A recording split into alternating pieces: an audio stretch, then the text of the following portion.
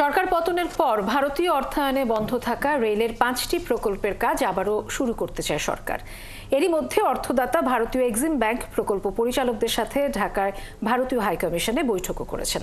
এদিকে দীর্ঘদিন কাজ বন্ধ থাকায় মালামালও নষ্ট হয়ে যাচ্ছে, তাই প্রয়োজনে বিকল্প অর্থায়নের ব্যবস্থা করে কাজ শুরুর তাগিদ দিয়েছেন রেল কর্মকর্তারা।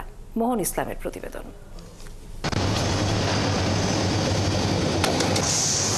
রেল যোগাযোগ বাড়াতে ঢাকা থেকে টঙ্গী পর্যন্ত ডাবল রেল লাইন প্রকল্পের কাজ অনুমোদিত হয় 2012 সালে, কিন্তু দরপত্র আহ্বান থেকে শুরু করে নানা জটিলতায় নির্মাণ কাজ শুরু হয় 2022 সালে।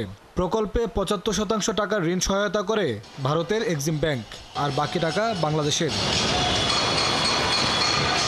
কাজ শুরুর পর 37% কাজ হওয়ার পর পতন ঘটে আওয়ামী লীগের।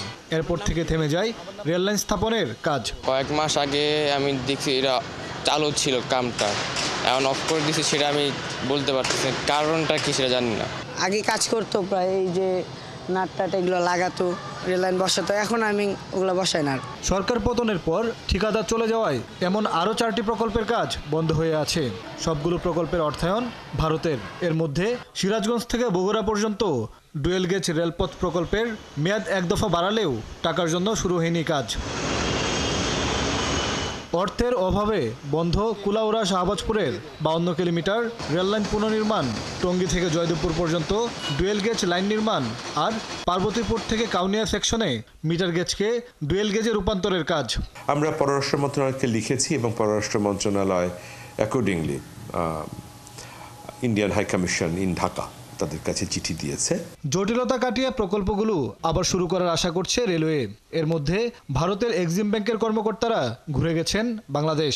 অনেক ক্ষেত্রে এক্সিম ব্যাংক অব ইন্ডিয়া তাদের মাধ্যমে ফান্ডিংটা হয়ে থাকে।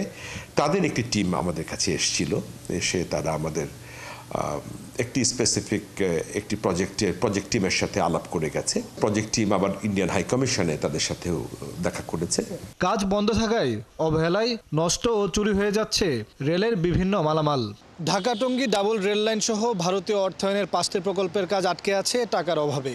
বিশ্লেষকদের মতে ভারতের টাকা আশা না করে খোঁজা উচিত বিকল্প অর্থায়নের, যেন যতটুকু কাজ হয়েছে সেই কাজটুকু নষ্ট না হয়। মোহন ইসলাম, 71, ঢাকা।